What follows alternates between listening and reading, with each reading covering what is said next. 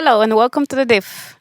My name is Julia and I'm from the MacArthur Foundation, and I'm very excited to be here today hosting Professor Tim Jackson as our Diff guest. And joining Tim is Joss and Ken from the foundation.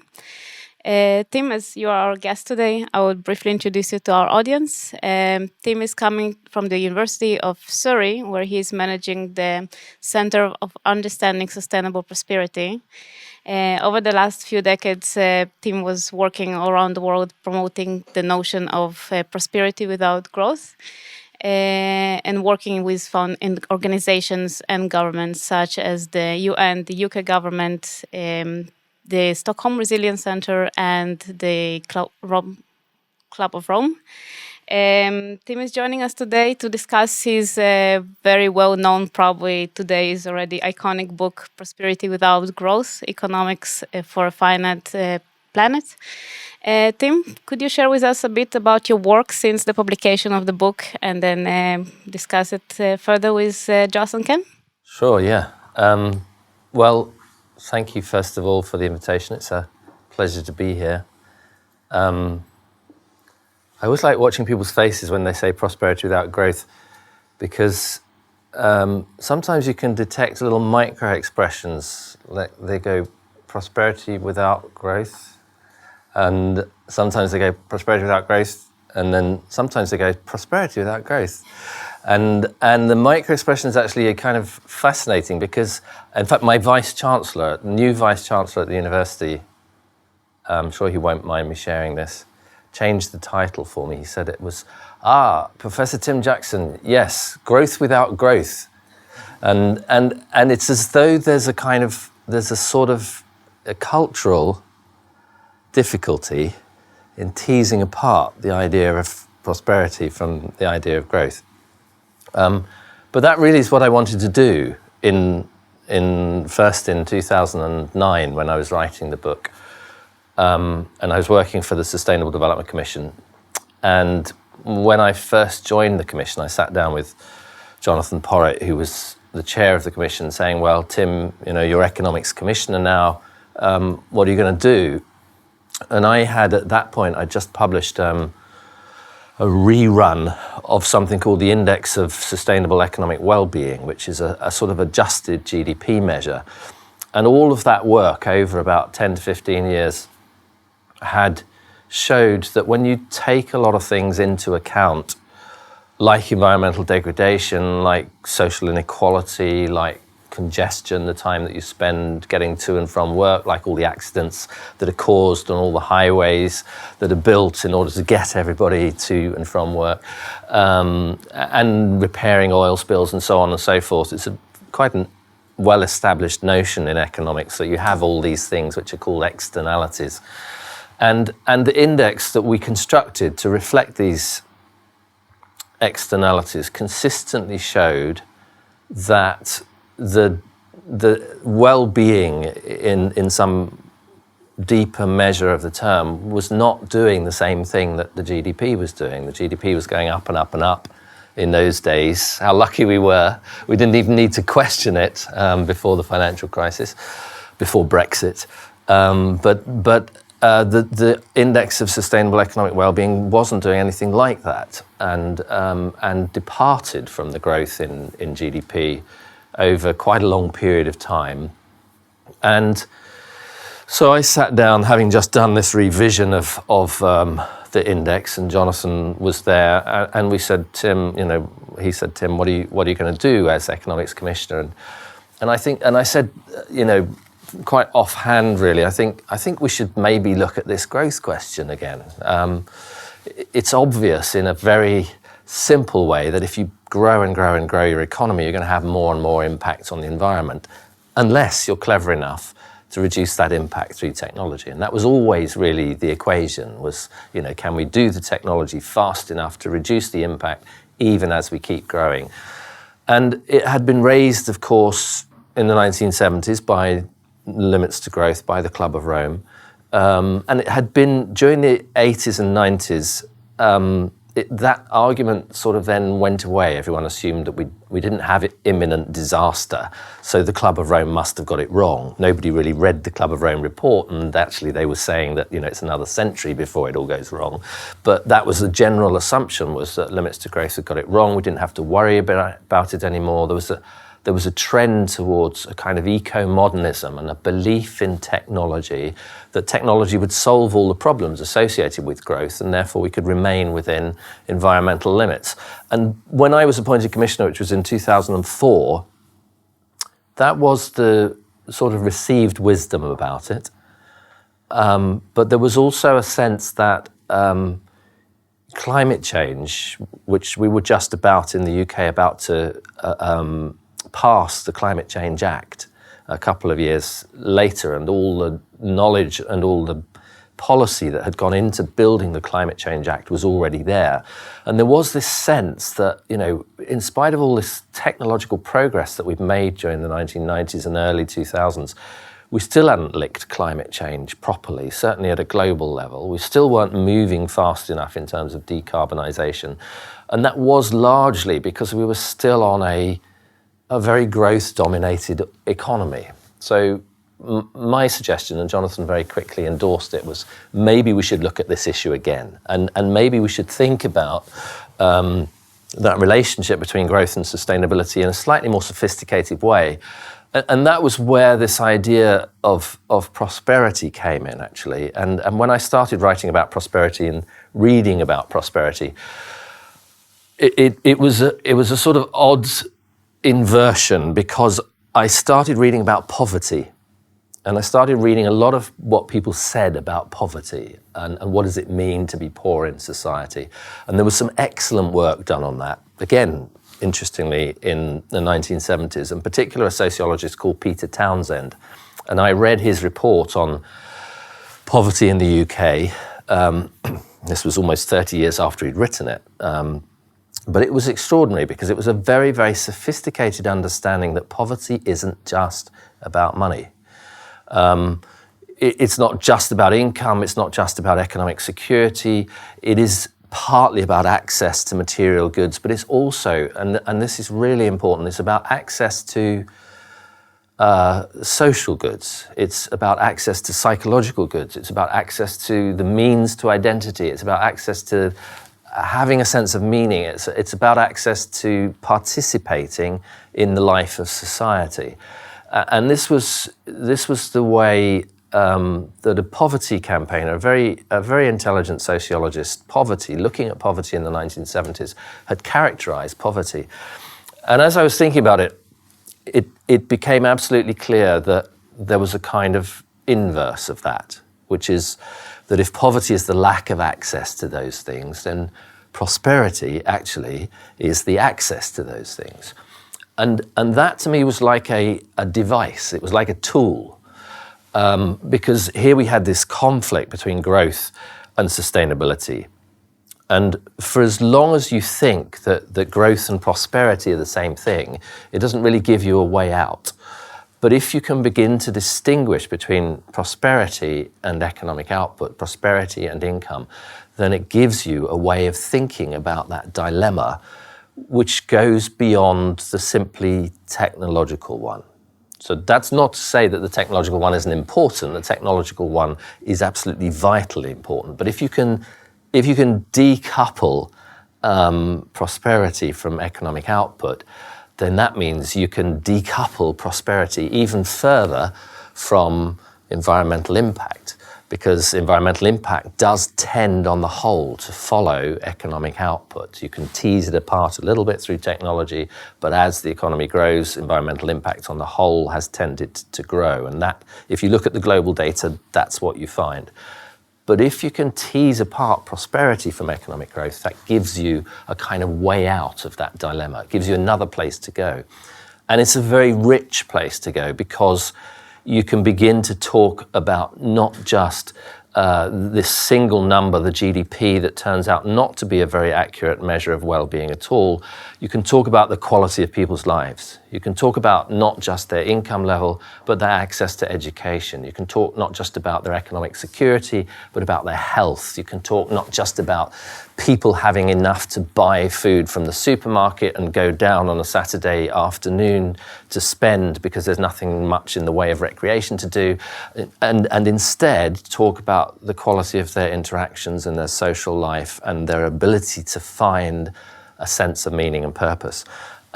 And that's really where that whole thesis came from, and that's where it went. And it's a very simple idea that when you say the words prosperity without growth, the micro expression can be a smile rather than a kind of slight puzzlement, which I often see on the faces of people when they try to say the name of the title of the book. And just to finish, just before I give to Jos and Ken, I should say that I've spent the last year mostly rewriting Prosperity Without Growth. So there is a new edition which is coming out in December this year, December 2016.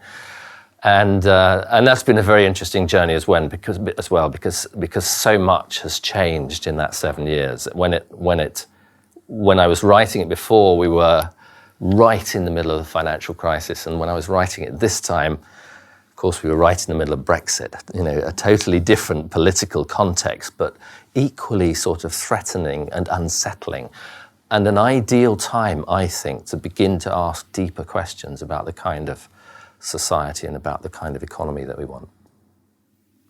So, go back to that book, which essentially sent you around the world for 5 years, which is quite unexpected, and that kind of impact. First of all, did it really open up a new space in the debate?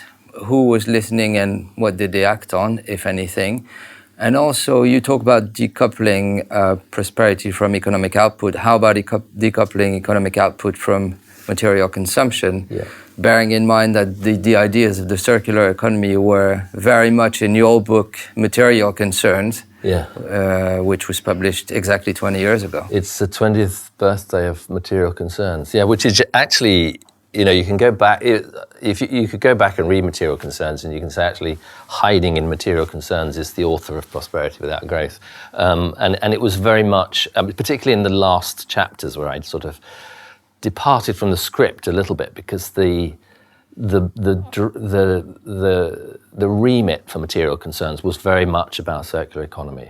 It was about teasing apart, as you say, material consumption from economic output from material consumption, and therefore economic output from environmental impact. And the broad concept at the heart of it, which came from a chapter that Walter Starhell and I had written in a collected volume previously, was exactly the idea of the circular economy. You reuse, you recycle, you redesign, you refurbish, you change the way that the economy works so that you're not mining so many virgin materials and you're not creating such an impact. And it is a fantastic, solid, well-documented concept. And the roots of that book, actually, interestingly, were in the minds of I don't quite know why I'm taking on a historical tour of this, but I sense that history kind of matters, and that there were actually really clever people who were writing about this stuff, in the 1970s in very unexpected places. And the place where that was written about that really grabbed my attention was in something called the Office for Technology Assessment of the US government. And there was a guy there called Joel Hirschhorn, and he wrote a paper called Serious Waste Reduction. Now, the idea that you could sort of come from a paper about serious waste reduction to a sort of redefining of the economy to a sense of prosperity and what your society is a little bit wacky, but actually he was that kind of character. He had enormous vision, and what he saw was that the problems that are being created by waste stem from the organization of the economy, and the organization of the economy stems from our ideas about what it means to succeed, what progress means ultimately. So he was a kind of closet revolutionary sitting in the heart of the US government, writing this little report, which I happened to pick up in about 1991, I think. And I went over straight away and I saw him. And his basic idea was very simple: prevent. That was it, just one word: prevent the damage. And as soon as you put that word in your lexicon, in your terminology, and follow it, if I want to prevent this damage, what do I do? Well, one thing you could do is throw less stuff away. Prevent throwing the stuff away. Well, how do I prevent throwing the stuff away? Well, one thing you could do would be to recycle it. And actually still that has some impact. So how could you actually prevent having to recycle things? Well, you could reuse them. And then how could you prevent the need to reuse so much stuff? Well, you could not use it in the first place. And so there's a kind of chain of logic which he set out very clearly in that. And all I did really was kind of pick it up and say, hang on, this is a potentially revolutionary way to think about our relationship to our planet. And it leads from environmental impact to material use to engineering design to the demand for products to the consumption patterns of society to our own sense of progress, and then from there, from our own sense of progress to our desire for meaning and purpose and the kind of, what ultimately drives us as human beings.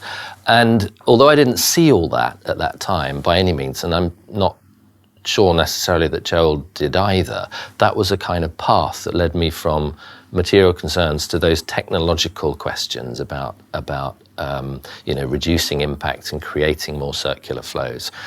And then looking at all the evidence around that, finding that there were some places where it worked like magic.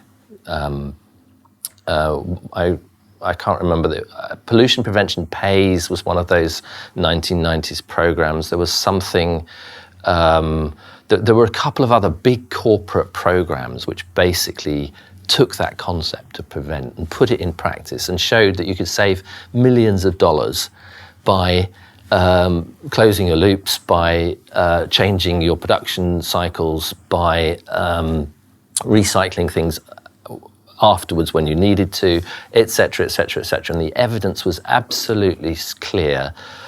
30 years ago, really, we're talking about there. And a few companies were doing it. But it also became clear to me, that was absolutely critical. And then lots of other people began to see that actually this sort of technological avenue to make things more efficient, to make them more circular, was a very, very positive and indeed profitable thing to do. And perhaps because I just, when I see lots of people going and doing something, I instinctively want to go and do something else. And I'm not really sure what that says about me in psychological terms, but it wasn't entirely that I just wanted to go and do something else. What I asked at that point was, why, if this is the case, if it's profitable, why do we still see a world that is contravening all its sustainability targets, where hazardous waste is actually rising, not falling, where actually our impacts on the planet have got worse over a decade or 2 decades rather than better. And that led me from material concerns to these kind of more deeper questions, because one of the two things I think that prevent us making that journey through technology alone, one is just scale. And if you can do all this technological improvement and efficiency in lots of different places, and it can be very, very profitable, then you spend that money from the profits on what? On expanding your consumption scale, on increasing your output, on redesigning new products. That there's a whole process there that is about scale, and that what becomes clear when you look at the data is that scale outweighs efficiency, and it's almost like on an escalator. The escalator is efficiency, which is your resource production coming down and down and down, but you've got scale, and scale is actually running faster, and it's getting up there all the time. And efficiency is never quite improving fast enough to reduce overall impact at the global level because of the scale factor. And the second factor that also struck me about it when I looked at all the examples was how companies that were using materials had a built-in incentive to reduce that material use.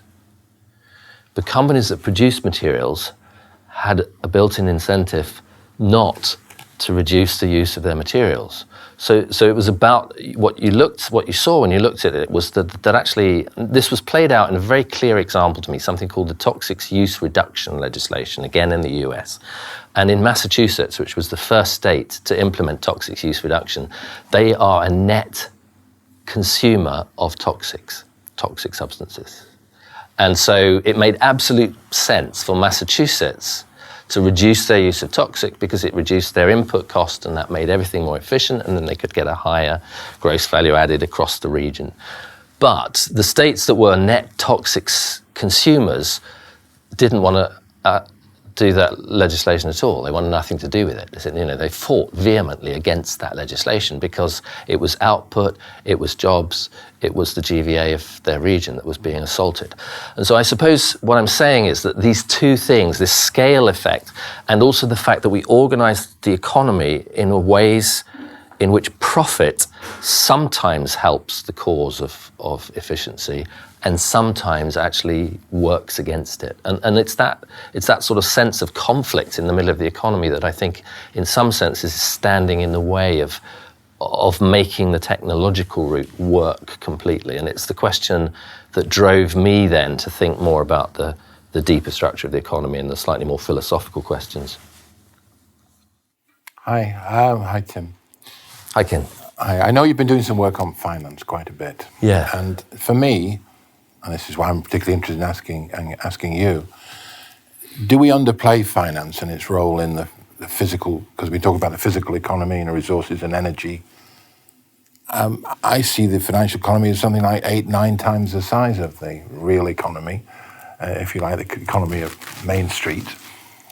Isn't this in a way driving a lot of the decisions about resources? Just look at China's credit boom after the collapse in 2008. Yeah. I just wonder if you had any thoughts about the interrelation between the two. Yeah, money flows. It's really very striking. You can look at net lending statistics, for example, which is how much money is being created as credit by banks in the UK, and you look at the stats over 50 years. And what you find is that the lending that's going into the real economy, and when we call it the real economy, it doesn't mean to say it's a green economy. No. It's still an extractive economy. It's still a rather polluting economy. But that becomes an ever smaller proportion of the total amount of money that's being lent. So where's the rest of it being lent? The rest of it is being lent, well, partly to us as householders, or as people who would like to one day not have a huge mortgage on a place where they can sit and live and enjoy their life. So you could say there's a social purpose, some kind of social purpose in that. That's, up to a point that's true, except that we also know that there's a lot of speculation in housing markets, and that sometimes really does get out of control, creates financial instability, and makes housing blatantly unaffordable for younger generations, particularly at the moment. So there's that worked in a way, it did have a social purpose. But the most interesting thing about that graph of net lending is that the biggest swathe of it by far is net lending from financial corporations to financial corporations. You think, well, hang on a minute, what's going on here? And actually what's going on there is there's basically forms of speculation in the values of commodities and assets and prices, and the prices that might arise tomorrow, and hedging against the change in the prices that might arise tomorrow. It's a huge shadow economy, essentially. Is that driving real impact? It is, to the extent that it creates a very false economy. It creates an unstable economy. It creates an economy in which a few people can benefit massively from that speculation, but quite often the long-term costs, particularly when it goes unstable, are borne by the taxpayer. So it's a very regressive economy. And it's also driving the way that the real economy investment has to look at itself. If you can make 20%, 25% internal rate of return on money invested in Icelandic biscuit shares in the pre-crisis period, you don't then invest in solar technologies, which at that point is only 8 or 9% rate of return. And so it sucks money out of the places where you would want it to be. and it puts it into these risky places. And I think in that's the sense in which you're absolutely right, that this financial economy, which ought to be, the finance has a function, a social function. One is that it smooths our ability to buy big things like houses over time, and the other is that it allows us to have an income even when we're not working. So we save so that we can have an income when we're not working, and we borrow so that we can have a house when we haven't got enough money to pay for it. And that's what finance should be doing. But it's become, and it did become particularly before the crisis, it became a sort of unmanageable beast. It was a huge tail wagging the dog. It was this deeply regressive and damaging casino economy that sat alongside the real economy. And I think, actively still prevents us from making the kinds of investments that we need in renewable energy technology and resource productivity and solar technology and so on and so forth. It creates unfair conditions, false conditions, that make that more sustainable investment much harder to make work. And does that mean also that because of the compound interest, the cycle of growth has to be kept alive, because you also need to service that debt, and a lot of that growth is only necessary because there is a financial imperative? Yeah, that's a really interesting question, because in the circumstances in which you have an unstable financial economy which is generating very high rates of return for a minority of people, and that those high rates of return then become social costs for the taxpayer and create government deficits, it's really hard to get out of that trap with anything like, without some form of positive growth rate. It's really hard to get out of that trap. And this is a question that my collaborator and I, Peter Victor, have worked on a little bit. Is it true to say that any interest-bearing debt, that any economy with an interest function has to have a growth rate?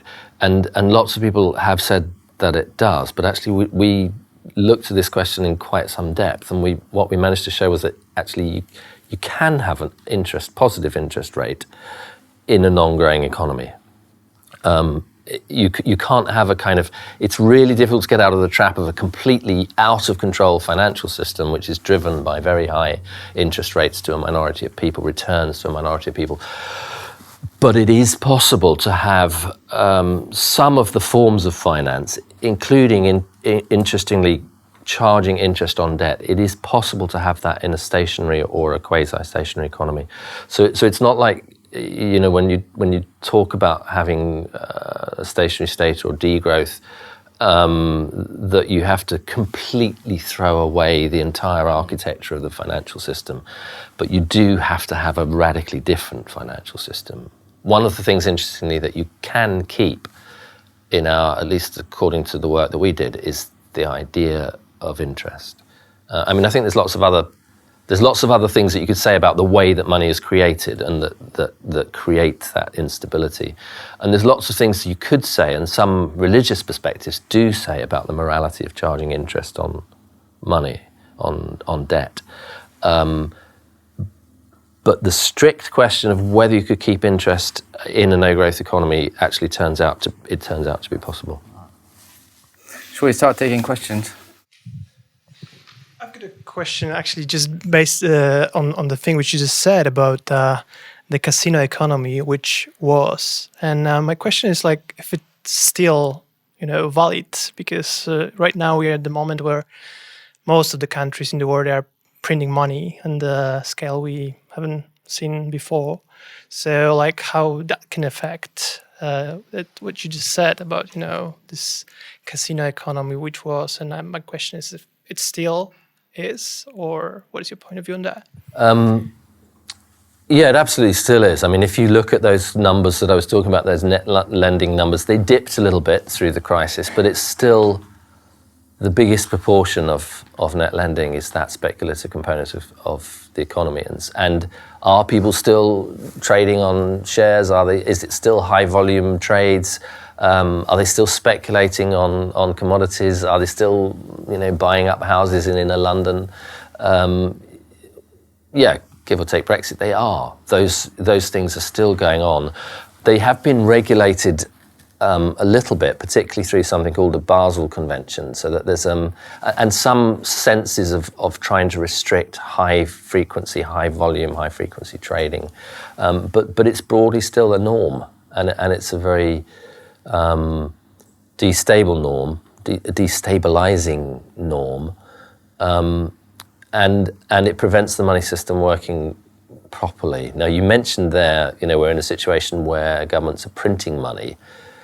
I happen to think that's a good idea. At least the idea that governments take a little bit more sovereign control over the money system itself. And one of the ways they do that, and they tend to do it in a crisis, is just to print, is what they call quantitative easing, to buy up corporate bonds and throw the money back into the system. And the trouble with the way that initially worked is that basically they were buying up bonds from banks, and so they were refloating the banks, recapitalizing the banks. The banks weren't investing back into the economy, they weren't taking it anywhere, they were using it really to shore up their balance sheets at the expense of the public sector, essentially, because those debts that were being bought by the central banks at that point in time in exchange for a flow of money were of declining value, many of them. Many of them were sort of semi-toxic debts. And so, there's a sense in which it's a good idea, and there's a sense in which it just didn't play out in the right way in the system. It essentially rewarded the architects of the crisis by shoring up the balance sheets of fragile banks, and that money never really went into society, never really went into investment. This is what strikes me, is that when people say, the government's been printing money, well, they haven't been printing money in terms of money that's available to be spent into the economy by the government. They have been directing it back into the banking system. But people commonly imagine, the government's going over the top and printing money. Well, that would be really nice, as if, as Tim said, it was getting into people's pockets to spend. And I think the question of whether you float the banks or whether you float the economy was quite pertinent here. One of the most interesting things about the most recent conversations is that actually it started with Jeremy Corbyn. I don't know by the time this airs whether Jeremy Corbyn will still be Labour leader, which is an interesting speculation in itself. But one of the things that the Corbyn government, and John McDonnell in particular, brought into play was actually the idea of people's quantitative easing. And it had been put forward before in terms of green quantitative easing. If you're going to take this sovereign control over the money supply and have some of the money being brought into the economy through the central bank, why not use that in a targeted fashion? Why not, for example, use it to do the investments that we know we need in infrastructure and low carbon infrastructure? Or why not do it, for example, through a citizen's income?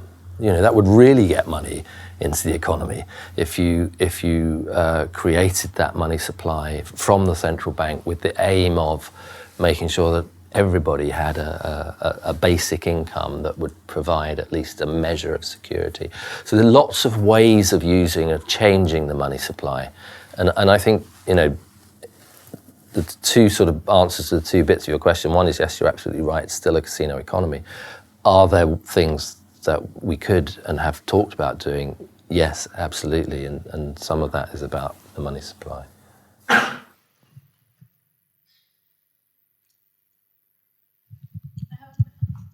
Sven has a question.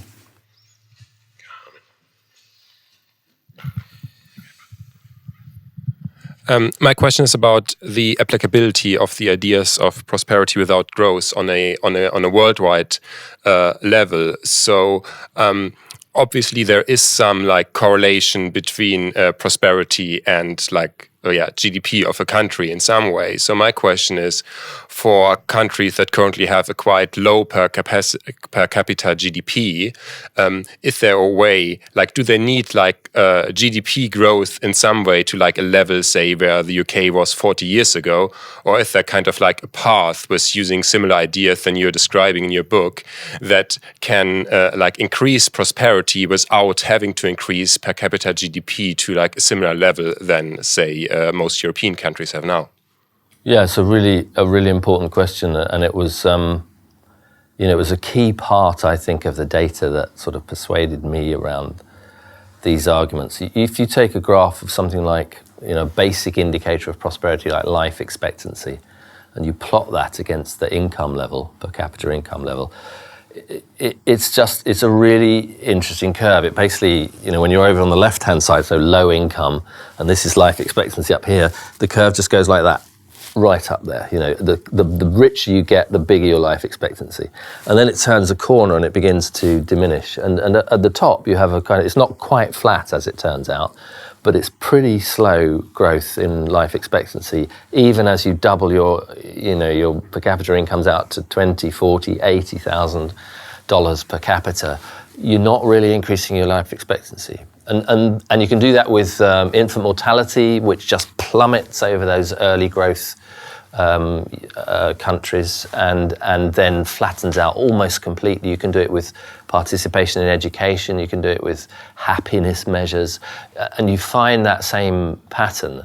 Now, there are really interesting things to look to take from that data. And the first, and I think you take this, the way you raised the question actually suggested this kind of caution, and I think you're right about it. The first is, up to a point, wouldn't you say that in those poorest countries, the thing you should do is increase incomes? And I think the data supports that. In those poorest countries, you need to bring people out of poverty. And income collates very closely in those poorest places with housing, shelter, clothing, basic commodities of life, electricity, the ability to have any kind of material decency depends on income to an extent in those poorest countries. And that's the place where you make your prosperity gains. That's the place where you double your life expectancy just from going from $3,000 to $6,000 per capita income. And after that, you don't make those gains. The second really interesting thing about the data, though, is that there are countries. If you think of that curve sort of going like that, there's a kind of sweet spot right here where it turns the corner. And these are countries with very low income levels and very high social outcomes, very high prosperity gains. And so what that tells you is that there are models of development that do prosperity better on less income, that give you higher life expectancy, better education, more healthcare, better social care, real prosperity outcomes, but on much less income. And that's also a very interesting lesson. That kind of speaks to your slight hesitation about it. Are there ways of development which, you could get more prosperity without the growth? And there clearly are. And to some extent in those countries, it's about finding those opportunities and figuring out what it is about social organisation actually that gives you that potential to have higher prosperity gains with lower GDP and with lower environmental impact.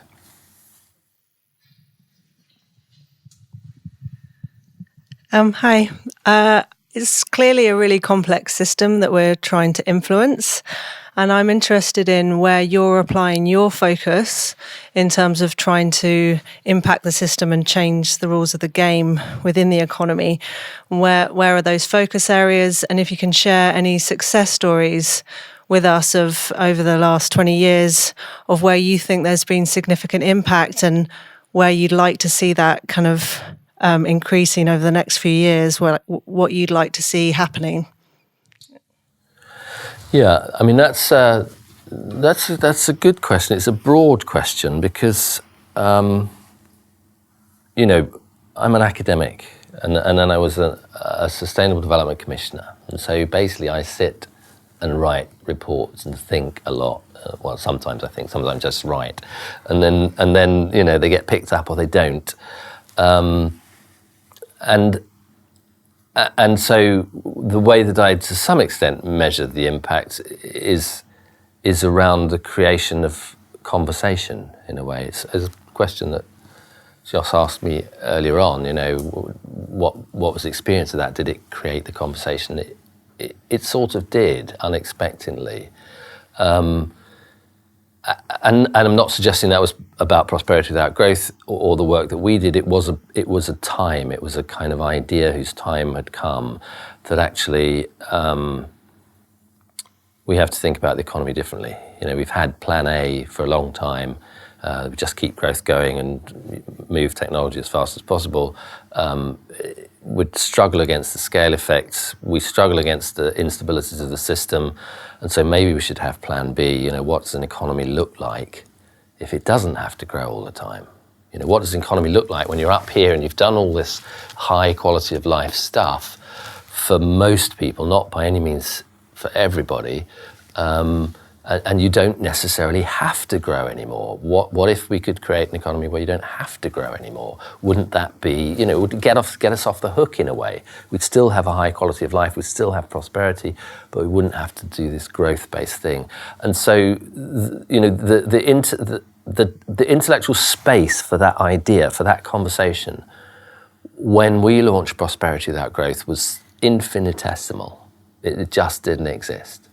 In fact, I had quite bruising conversations with government officials when they knew that we were going to work on this subject, let alone when we actually published it. And then the aftermath, when it turned out to be something that everybody wanted to talk to, everybody except governments.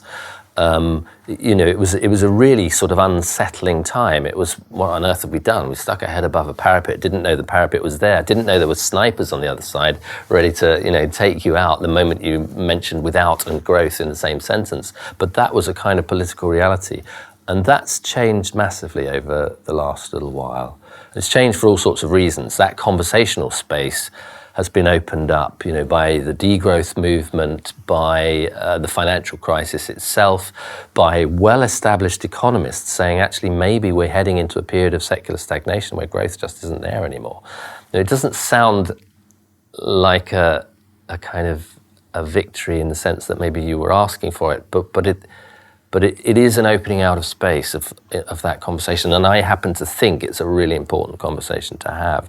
So in that sense, now we had shortly after Prosperity Without Growth, the German government produced a 1,000-page report on the relationship between growth and well-being and quality of life. And the Austrian government produced a program called Growth in Transition, where they just brought people together and said, the growth isn't the kind of game it was.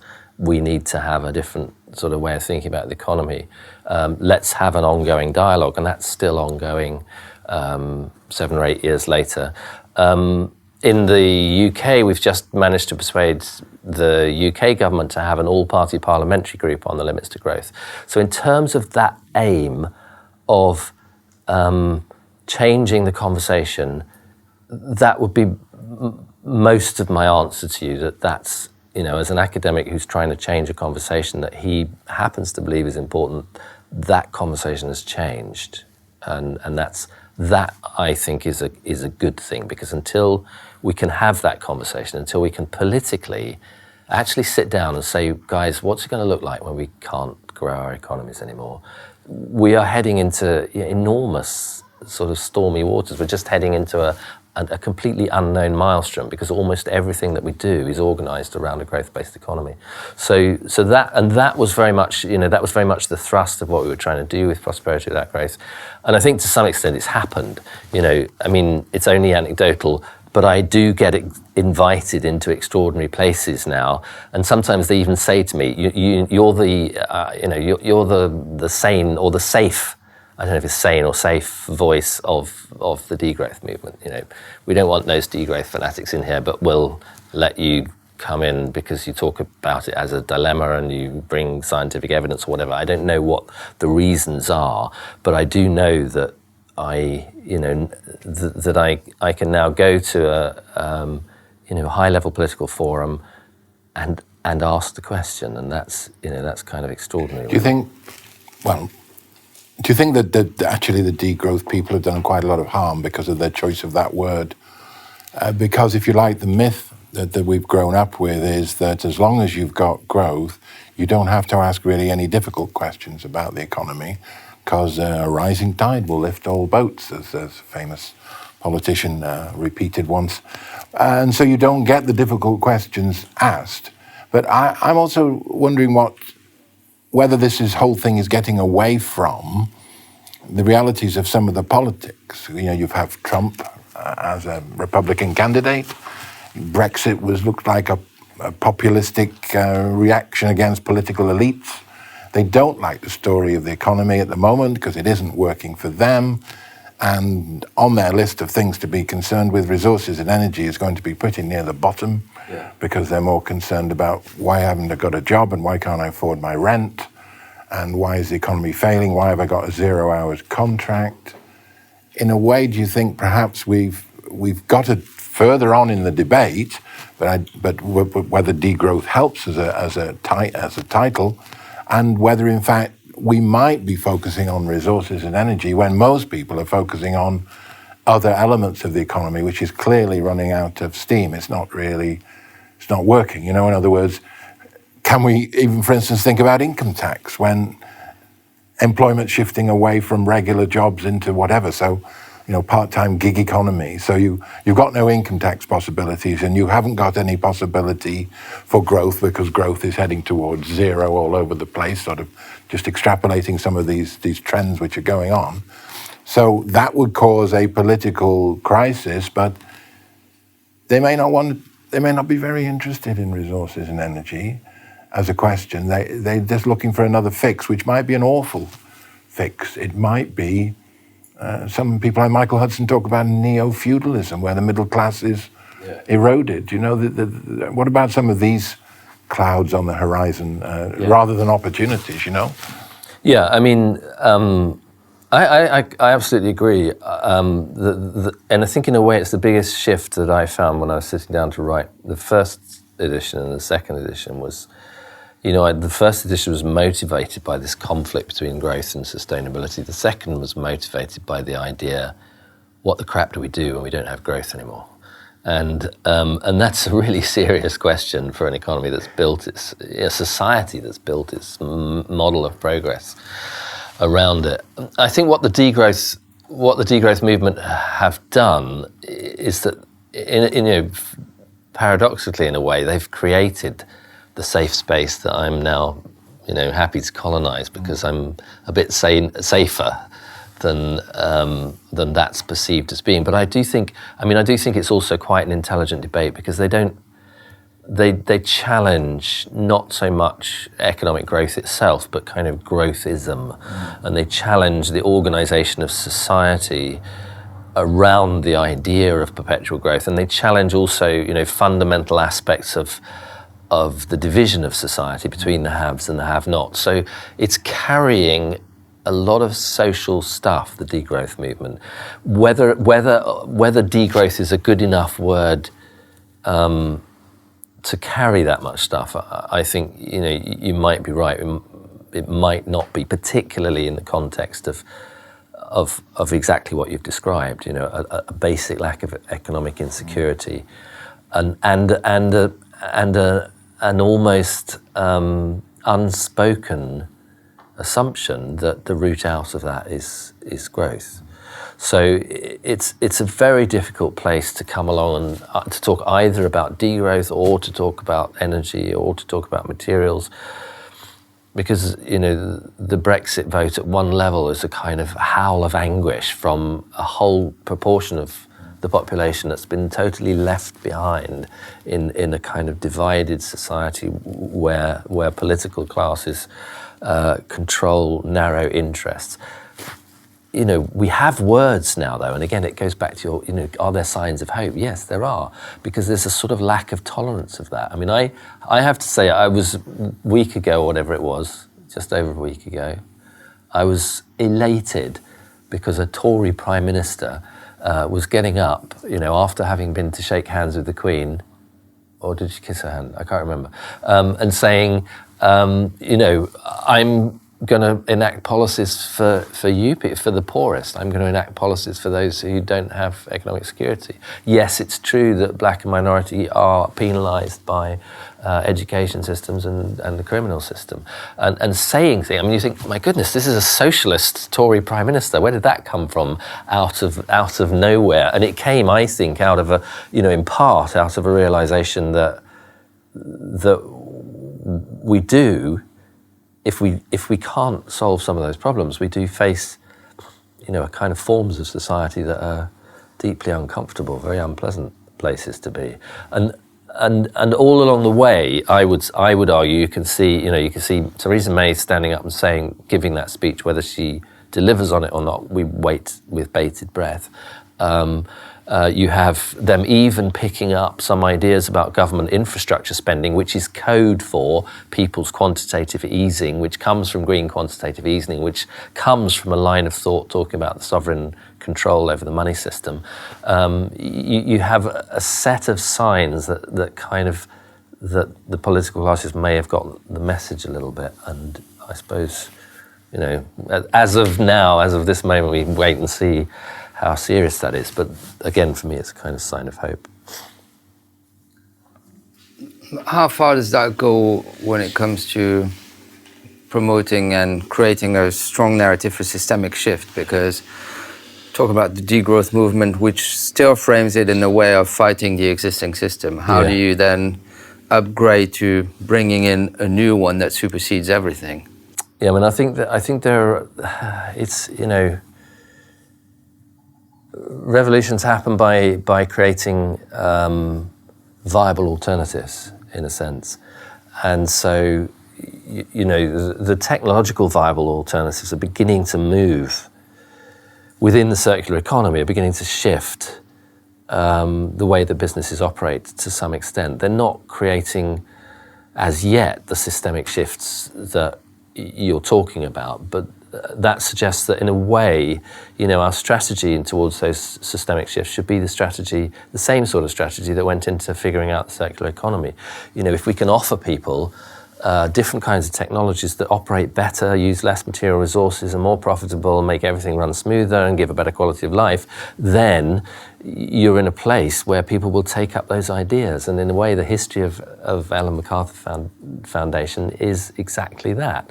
It's an idea whose time had come, whose opportunities were clear, whose advantages were unassailable, and therefore people move into that space to join up to it. And I think there's a similar I suppose what I'm saying is I think there's a similar sort of task to be had. It's a bit more difficult task in a way, but it's at the institutional and economic level that, what do you want? You want crowdfunding of sustainable energy to become a real support, not only for the people who save in it, but for the people who then invest that money. And you see a little bit of that happening. You see these kind of peer-to-peer lending and crowdfunding things as a source of, a sort of institutional innovation, institutional efficiency gain that is creating more sustainable investment and giving a bit more economic security to the people who invest in it. What do you want? You want a money system that works for to solve the problems that you're facing. And I suppose I'm making that argument as well, that somewhere embryonic in the idea of people's QE and the sovereign money, there is that possibility. There's a possibility of an institutional or an economic innovation that is creating a better quality of life, that is winning for those who are organising that system, and it's winning for those who are taking the services of that system. So to me, it is about finding those systemic changes which have an inherent logic of their own. It's not necessarily the logic of a kind of capitalist growth-based economy, but it's the logic of ordinary people who want to put aside money for the future and put it in a good place where it will be invested in renewable energy so that later, when they're retired, they can have a quality of life that they're happy with. And if you can find the devices, if you can find the institutional innovations and the economic innovations that do that, then you are some way. They're like the individual technologies. They're a little bit like, let's say the crowdfunding thing is a little bit like wind power, and the people's QE is a little bit like solar energy. They're individual technologies that will make things better and have a clear, consistent logic.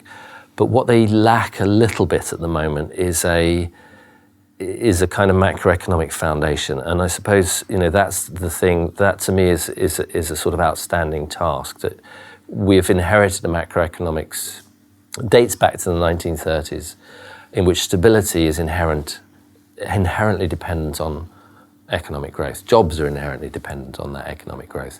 And we need a different kind of strategy, different kind of macroeconomy. And we need to show that that has its own internal logic as well. That has its benefits. It has benefits in terms of quality of life, has benefits in terms of stability, it has benefits in terms of reducing inequality, it has benefits in terms of delivering better quality services. And actually articulating that vision and moving that vision forward, I think is the system, is the way, I suppose it's the model of systemic changes. I'm saying, when a new powerful innovation comes in, it will create its own space. But it's the job of, the entrepreneurs really to bring those social entrepreneurs, to bring those innovations into the space where they can create system change. So I have another question around poverty and, say, understanding of poverty in developed countries and undeveloped countries, if you differ it somehow, and also kind of narrative of approaching, degrowth movement in undeveloped countries and developed countries. How would you see any difference in narrative for approaching in those two countries as well? Yeah, I think there has to be honest. One of the strange things about Prosperity Without Growth was that it was initially a report to the UK government, a developed country, one of the G7 countries, the first so-called developed country, first industrialised country, with a very particular history, and talking to the place where the UK was in 2009. But the really surprising impact of the growth of the book Prosperity Without Growth was how broad the interest in it was, and not just from developed countries. So there was interest from the publications in China and Korea and Latvia and Brazil and South America, and a group of economists in Indonesia who wanted me to, in one of the poorest states in Southeast Asia, wanted to help them develop a 100-year economic plan, which is something I've never ever been asked to do before. But what was extraordinary about the conversation was that they got the whole thing. That they actually got that there was a dilemma there, that they were trying to grow, but as they were growing, they were destroying resources quite literally in terms of things like palm oil and gold mining, which were the only resources they had in Papua province, and they also got, which was very interesting to me, was I said I was very upfront. We did a Skype day with these economists, and I was very upfront saying, I think there are some clear lessons. Don't inherit dirty technologies. Don't demolish all the resources that will later be your export potential. Very clear and obvious things to say. They didn't really need me to say them. But I'm not sure where my message is about consumerism and materialism fit in a society which has got a per capita income of less than $3,000 a year. And they said, no, but that's actually one of the places where we're kind of richer, because we're not already embedded in a consumerist model, and we have different ideas about well-being and about society, and actually we can use some of that in our own development framework, which was very surprising to me. But I still kind of would go back to what I said before, that there are, this is not a kind of message that it's a message that you have a moral imperative to take to the richest economies in the world, who are using more of the world's resources and creating more of the world's impact with only marginal gains in prosperity. There's a moral imperative to take that case to developed countries and say, look, shouldn't you have a different model of development in a finite world? There's a real moral maze, possibly a swamp, in taking that message to the poorest countries. You just can't do it. Certainly if you're coming from the richest countries, you can't go to poor countries and say, no, don't develop the way that we did. Consumer society sucks, stay in your huts, in your forest, because your quality of life is so much better. You can't do that. So ultimately, yes, you have to differentiate those two conversations. And ultimately, my sense is that actually it's people in their indigenous countries, whether that's a developed country or a developing country, who have to have that conversation about what prosperity is and what prosperity needs in those places. Fanny, you had a question.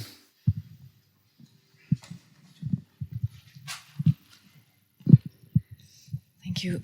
On the same topic, actually, so those countries you mentioned that have maybe a lower GDP than the richest countries, and yet have a high index of prosperity. Yeah. And you said there are countries, and they have, maybe it's worth looking at what their models are, what they do there. Yeah. Could you share some stories? Absolutely. I mean, the stories are really interesting. A lot of that sweet spot.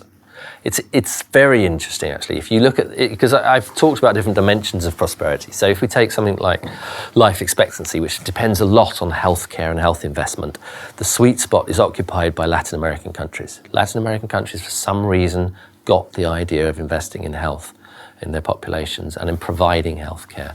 If you look at education, it's a little bit Latin America, but it's also a lot of Eastern Europe. And Eastern Europe really got the idea of investing in education for decades before the fall of the Iron Curtain and the Berlin Wall and everything. You know, there was a sense. So there are bits of political and social models that really do speak directly to, higher levels of health, better education, more integrated societies. There's a classic. If you look at the life expectancy data, there's a classic case, which is after the collapse of the Soviet Union, basically, the life expectancy declined by a decade, particularly in men. In the space of a decade, life expectancy just, went through the floor, basically. And society fell apart, institutions didn't work properly, suicide rates rose, healthcare wasn't available. There was nothing going on other than a sort of rush towards a form of capitalism that was distorted by the fact that it came from the West and was imposed on the East. But in Cuba, which was in a very similar situation after the collapse of the Soviet Union, and Castro basically kind of looked at the situation. He saw, oil prices that were shooting up, no sense at all of energy security, an economy that was going to begin to decline. Actually, what he did in the process was create community-based health practices, community-based education, community-based gardening. He created a whole sort of a social network of self and government provisioning that cushioned the impacts of what was a nasty recession. And the really interesting bit of the evidence is that the medical data says that health outcomes improved after that. So there you have what happens in Russia: complete collapse of institutions, rise in health problems, decline in life expectancy, more people committing suicide. A social organisation in a place like Cuba, and I'm not by any means holding it up as the way that everyone should go, but the fact is they managed it differently. They had better health outcomes, and it didn't collapse in the same way. And I think those are exactly the lessons that we want. There's a lovely book called The Body Economic by a guy called, I think it's Michael Stuckler and Basu, his co-author, and it documents the different things that can happen in the face of financial, of an economic crisis. And basically, austerity is the worst of them. If you in the face of the crisis, you withdraw social investment, you undermine health, your population, the declining quality of life of your population is horrendous, real destruction in personal lives. If you can maintain that level of investment, if you think about health and education as being social goods and you make those work in the economy, you save all of the worst impacts of that, and you may even have improved outcomes even after the crisis.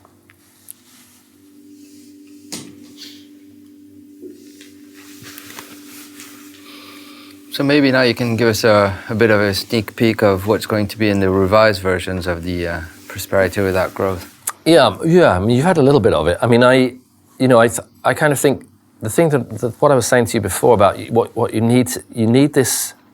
It's like, at the moment, it's like this little fragile kind of tiny idea that has been fighting for space, even to be sayable in the political debate. That actually we could have a better kind of economy. That the growth isn't the be all and end all. That we can think about prosperity, and I think in a way, what I've tried to do in a bit more in the book is to create that narrative, is to nourish that vision and say, what does it mean in terms of enterprise? What does it mean in terms of the quality of our work? What does it mean in terms of the jobs that we have? What does it mean in terms of the places that we invest? What does it mean in terms of our money system? And what does it mean in terms of our politics? And so a lot of at least the first half of the book in the first edition was sort of looking at that kind of data that I've been talking about a little bit today, about where prosperity does work, where it doesn't work, where it follows growth, where it doesn't follow growth, how much decoupling you can do, how much you can't do, and a lot of people, when they talked about the first book, said, yeah, that's fine, it's a great diagnosis, but what do we do about it? And I suppose the second book has been much more, what do we do about it, particularly in the second half of it. I mean, I think I've tried to do two things. One is to articulate that little, that kind of fragile vision a bit more clearly, a bit more positively. And the other thing is I've tried to say, what does that mean in terms of business, jobs, investment, money, political system, and to expand that a little bit more. Talking about business, how do you take that message to, if you do, to corporate leaders and that kind of universe? Because in the policy space, I guess it's an idea fighting another. It's almost a philosophical debate to a certain extent, even though there are a lot of vested interests. But if you tackle the model of survival and thriving of these very corporations, I mean, what's the reaction to it? I've had lots of different reactions, really. I mean, one of the first surprising things to me was that it was, it was a report written to the UK government. The government wanted nothing to do with it. They just wanted it to go away, please, fast. But actually, some of the first invites I had to talk about it were from business, from corporate environment, from big companies, little companies, big investment houses, and since I've sort of worked with two of those investment houses, on a more or less ongoing basis, because there are really excellent people there doing fantastic things, trying to change the financial system. So there's more receptiveness to the ideas than I ever imagined I'd find in a corporate environment. That doesn't mean to say that business is always doing the right thing. I mean, they clearly aren't. But businesses, especially good, successful businesses, are populated with highly intelligent people who are capable of thinking, through an argument, and absolutely get it.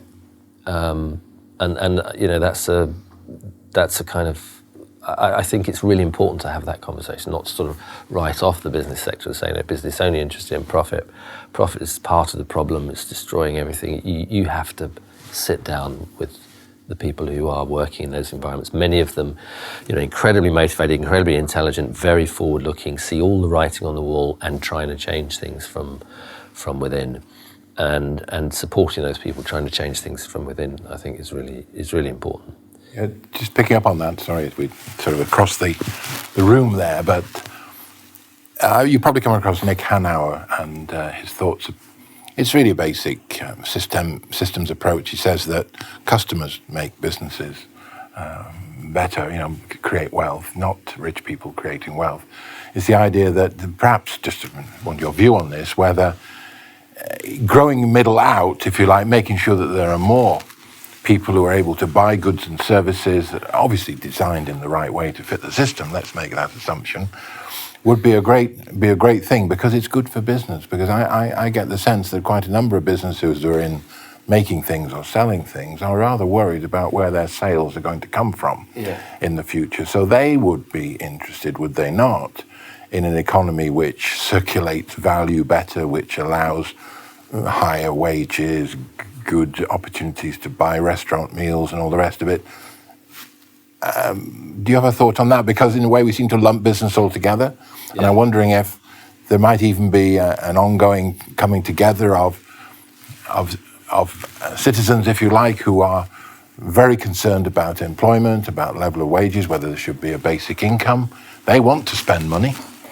Many of these businesses in Main Street want to provide the goods and services. Now, if we said that these were progressively made more in a circular economy sense, that they would fit the system so that waste becomes food and all of the things that we're familiar with, would that be part of that almost political process? Because it would be a way of saying, actually, this makes sense for me as a business to survive, would be able to get more involved in, they would actually support higher wages or a basic income. They wouldn't be scared of it because they just understand that you feed the system, you feed the demand. Do you have any thoughts in that direction? No, I think there is. I mean, it is a really interesting conversation to have, and it was very interesting that, as I was saying to Jos, it was that the corporate world was more interested in what I was kind of saying in those early days than the policy world was, and to some extent that's gone. I would say that's gone.